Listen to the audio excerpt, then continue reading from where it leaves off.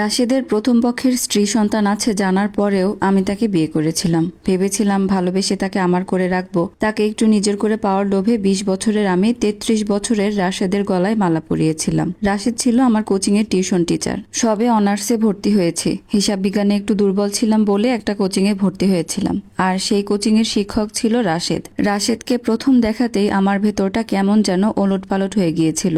দেখতে অসম্ভব সুদর্শন ছিল সে। লম্বা ফর্সা পেটানো শরীর, সব সময় নিজের একটা আলাদা স্টাইল ছিল। পোশাক পরিচ্ছদ থেকে শুরু করে কথা বলার ধরন, সবকিছুতেই একটা আত্মবিশ্বাসী ভাব। অথচ তখনও আমি এতটাই কাঁচা যে ওকে দেখলেই বুকের ভেতর কেন এমন অদ্ভুত অনুভূতি হয় সেটা ঠিক বুঝে উঠতে পারতাম না। সদ্য কৈশোর পেরিয়ে আসা আমার মনে রাশেদকে ঘিরে তখন ভালোবাসার এক অদ্ভুত ঝড় উঠেছিল। তখন অবশ্য আমি জানতাম না রাশেদ বিবাহিত।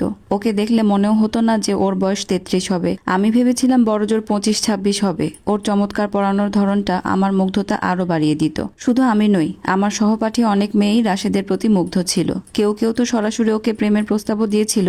অথচ রাশেদ কখনো কাউকে বলেনি যে সে বিবাহিত।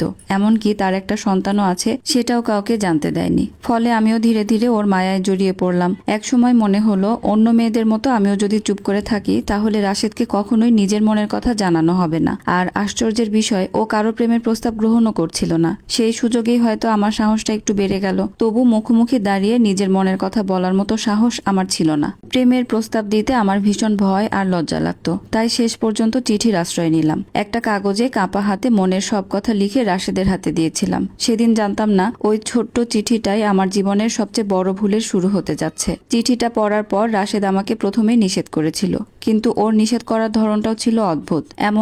এমন শান্ত ভঙ্গিতে কথা বলতো যে একটা মেয়েকে দূরে সরিয়ে দেওয়ার বদলে উল্টো তার প্রতি আকর্ষণটা আরো বাড়িয়ে দিত। আমার সঙ্গেও সেদিন ঠিক এমনটাই হয়েছিল।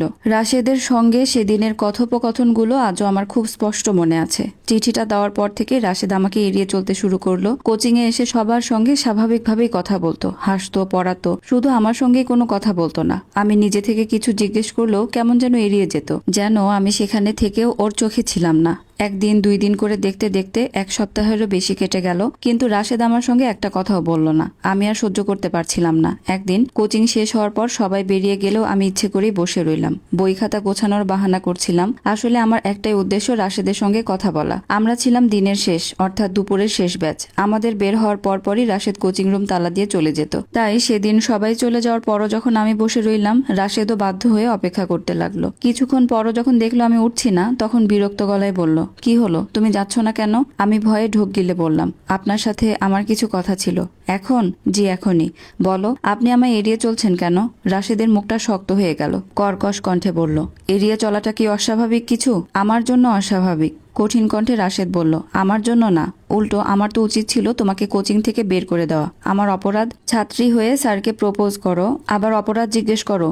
আমি মাথা নিচু করলাম। কিছুক্ষণ চুপ থেকে আবেগী গলায় বললাম, কাউকে ভালোবাসা কি অন্যায়? রাশেদ কোনো উত্তর দিল না। আমি একটু সাহস পেয়ে আবার বললাম, আর স্যাররা কি বিয়ে করে না? তারা যাকে বিয়ে করে সেও তো কোনো না কোনো প্রতিষ্ঠানের ছাত্রী, আর একজন শিক্ষক তো সব জায়গায় শিক্ষক। এখন সে যদি নিজেকে শিক্ষক এবং বাকি সবাইকে ছাত্রী মনে করে, তবে তো আর সারা জীবন একা থাকতে হবে, বিয়ে করতে পারবে না। আর আমার যুক্তি শুনে রাশেদ কি বলবে বোধহয় বুঝে উঠতে পারলো না। কিছুক্ষণ চুপ থেকে হঠাৎ বলল, বেশ বজ্জাত মেয়ে তো তুমি। শোনো মেয়ে, আমি তোমার মতো বদ মেয়েকে বিয়ে করব না। কথাটা শুনে আমার ভেতরটা কেমন করে উঠল। তবুও মুখে সেটা প্রকাশ করলাম না, বরং বেশ ঝাঁঝালো গলায় জিজ্ঞেস করলাম, কেন, কি করেছি আমি? পাকনামি করেছো, আর পাকনা মেয়েদের আমি একদম পছন্দ করি না। আমি সঙ্গে সঙ্গেই বলে উঠলাম, আপনার পছন্দ করতে হবে না, আমি আপনাকে পছন্দ করি, এটাই যথেষ্ট। না, যথেষ্ট নয়, পছন্দ করলেই যথেষ্ট হয় না। প্রেম প্রীতি এসব হারাম, আর আমি হারামে আরাম খুঁজতে চাই না। কথাটা শুনে কেন জানি আমি ওর প্রতি আরো বেশি মুগ্ধ হয়ে গেলাম। মানুষটা প্রেমকে হারাম বলছে, কি অদ্ভুত। আমার চোখে মুখে তখন বোধহয় এমন একটা ভাব ফুটে উঠেছিল যে রাশেদ আরো কিছু বলার আগেই আমি ফট করে বলে ফেললাম, ঠিক আছে, আমাকে বিয়ে করে নিন। রাশেদ এমন ভাবে আমার দিকে তাকালো যেন আমি এইমাত্র পৃথিবীর সবচেয়ে অদ্ভুত কথাটা বলেছি। ও আমাকে ধমক দিয়ে বলল, বিয়ে কি ছেলের হাতের মোয়া নাকি? আমি চুপ করে রইলাম। রাশেদ এবার একটু শান্ত হয়ে বলল, আমি কেবল একজন কোচিং এর শিক্ষক, পার্মানেন্ট কোনো জব নেই আমার। আমার মতো ছেলেকে মেয়ে কে দেবে? সব বাবা মাই তার মেয়েকে একজন উপযুক্ত পাত্রের হাতে পাত্রস্থ করতে চায়। আমি প্রেম প্রীতিতে বিশ্বাস করি না, আর বিয়ে করার সামর্থ্য আমার এখনো হয়নি। হয়নি। সেদিন আমার কি যে হয়েছিল আজও জানি না। হয়তো বয়সটা কম ছিল, হয়তো ভালোবাসাটা বেশি ছিল, কিংবা হয়তো রাশেদকে হারানোর ভয়টা তখন আমার সমস্ত বুদ্ধিকে হার মানিয়ে দিয়েছিল। হুট করে বলে ফেললাম, ঠিক আছে, আপনার প্রেম করতে হবে না, আমরা গোপনে বিয়ে করে নেই, তারপর আপনি চাকরি খুঁজেন, চাকরি পেলে তারপর না হয় আমার বাসায় প্রস্তাব পাঠিয়ে আনুষ্ঠানিকভাবে বিয়ে করবেন। রাশেদ বোধহয় আমার এই কথা শোনার জন্য প্রস্তুত ছিল না, হতভম্ব হয়ে আমার দিকে তাকিয়েছিল। ওর চোখে মুখে সেই বিষয় আজও আমার মনে আছে, কিন্তু তখন আমার মধ্যে কোনো ভয় ছিল না। আমি আরো সাহসী হয়ে বললাম, আগামীকাল শুক্রবার বিকেল ঠিক 4টায় আমি কাজী অফিসের সামনে আপনার জন্য অপেক্ষা করব। আপনি এসে আমায় বিয়ে করবেন, সাক্ষী নিয়ে আসবেন, আর হ্যাঁ, পাঞ্জাবি পরে আসবেন। কথাটা বলেই আমি বই খাতা গুছিয়ে উঠে দাঁড়ালাম। তখনও জানতাম না সেদিন আমি শুধু রাশেদকে একটা প্রস্তাব দেইনি, নিজের জীবনের সবচেয়ে বড় সিদ্ধান্তটা নিয়ে ফেলেছিলাম। মনের মাঝে এক আকাশ ঝড় বইতে লাগলো।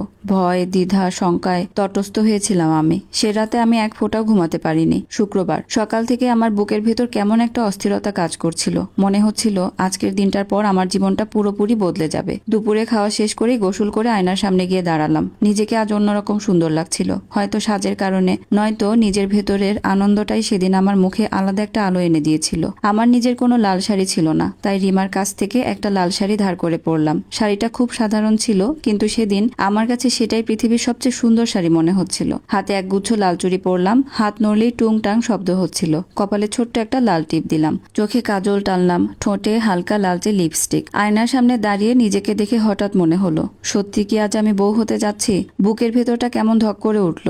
20 বছর বয়সে একটা মেয়ের পৃথিবী কতটা ছোট হয় তখন বুঝিনি। আমার পৃথিবীর কেন্দ্রবিন্দু তখন রাশেদ। পরিবার কি বলবে, সমাজ কি বলবে, ভবিষ্যতে কি হবে, কোনো কিছুই তখন আমাকে খুব একটা ভাবাচ্ছিল না। আমার কাছে শুধু মনে হচ্ছিল আমি যাকে ভালোবাসি আজ তাকে নিজের করে পেতে যাচ্ছি। হোস্টেলে থাকতাম বলে কোথায় যাচ্ছি, কেন যাচ্ছি, এসবের জন্য কাউকে তেমন জবাবদিহি করতে হতো না। সেই স্বাধীনতাটাই সেদিন আমার কাছে আশীর্বাদ মনে হয়েছিল। আমার রুমমেট আর একই সঙ্গে আমার সবচেয়ে কাছের বান্ধবী রিমাকে সঙ্গে নিয়ে রওনা হলাম কাজী অফিসের উদ্দেশ্যে। হোস্টেলের গেট পেরিয়ে রাস্তায় পা রাখার পরও আমার মনে হচ্ছিল আমি যেন স্বপ্নের মধ্যেই হাঁটছি। রিমা অবশ্য আমার মতো আনন্দিত ছিল না, বরং পুরো পথ জুড়েই ওর মুখে চিন্তার ছাপ। কাজী অফিসের দিকে যেতে যেতে হঠাৎ আমার হাতটা চেপে ধরে বলেছিল, তিথি, আর একবার ভেবে দেখ, এত বড় একটা সিদ্ধান্ত এভাবে হুট করে নিতে নেই। তোর পরিবার জানলে কি হবে? আমি তখন প্রেমে পাগল। পরিবারের কথা শুনে আমার ভেতরে সামান্য একটা ভয় জাগলেও সেটাকে পাত্তা দিলাম না। মুখে যতটা সম্ভব আত্মবিশ্বাস এনে বলেছিলাম, যখন জানবে তখন সামলে নেব। রিমা কিছুক্ষণ চুপ করে থেকে আবার বলল,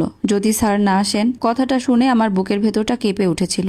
এটাই তো আমার সবচেয়ে বড় ভয়, যদি রাশেদ না আসে, যদি গতকালকের কথাগুলোকে সে নিছক একটা আবেগের কথা ভেবে থাকে, যদি আমাকে আজ এই লাল শাড়িতে হাতে লাল চুড়ি পরা অবস্থায় একা দাঁড়িয়ে থাকতে হয়, ভাবতেই বুকের ভেতরটা হু হু করে উঠল। কিন্তু রিমার সামনে নিজের ভয়টা প্রকাশ করলাম না, বরং আত্মবিশ্বাসের একটা হাসি দিয়ে বলেছিলাম, আসবে, অবশ্যই আসবে। নিজেকেও যেন বোঝাতে চেয়েছিলাম কথাটা। তুই এত নিশ্চিত কিভাবে?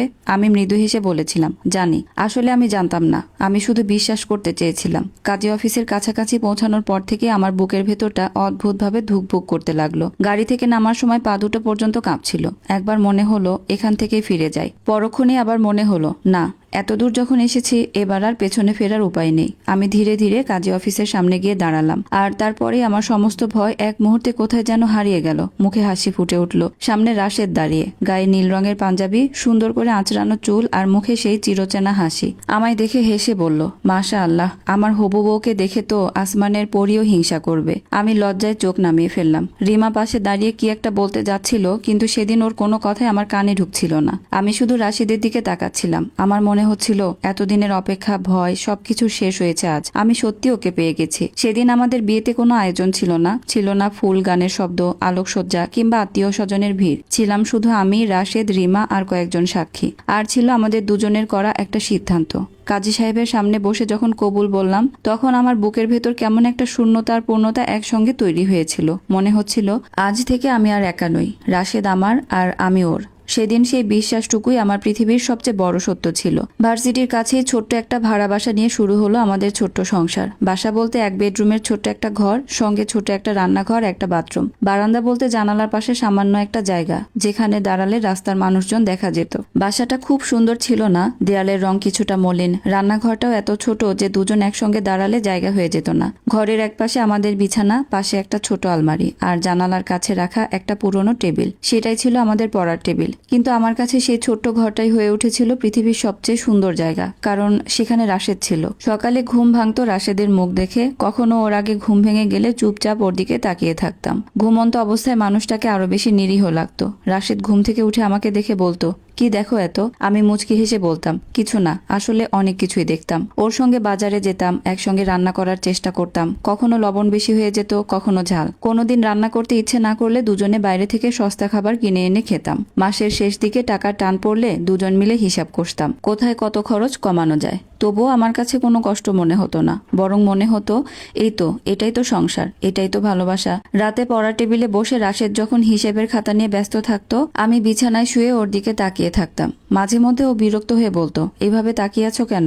আমি হেসে বলতাম, আমার স্বামীকে দেখছি। তখন ওর মুখে যে হাসিটা ফুটতো, সেই হাসির জন্যই হয়তো আমি পৃথিবীর সবকিছু ছেড়ে দিতে পারতাম। সেই কয়েকটা মাস আমার জীবনের সবচেয়ে সুন্দর মাস ছিল। আমি তখনও জানতাম না, সুখের কিছু সময় মানুষকে সুখী করার চেয়েও বেশি বিপজ্জনক। কারণ মানুষ যখন কোনো সুখকে নিজের চিরস্থায়ী সত্যি ভেবে নেয়, তখন সেই সুখ ভেঙে যাওয়ার শব্দটা সবচেয়ে বেশি কষ্ট দেয়। আসসালামু আলাইকুম। আপনাদেরকে এতক্ষণ একটা সংগৃহীত গল্পের প্রথম অংশ পড়ে শোনাচ্ছিলাম। গল্পটা আপনাদের কেমন লেগেছে এবং পরবর্তী অংশ শুনতে চাইলে অবশ্যই কমেন্টে জানাবেন। আল্লাহ হাফিজ।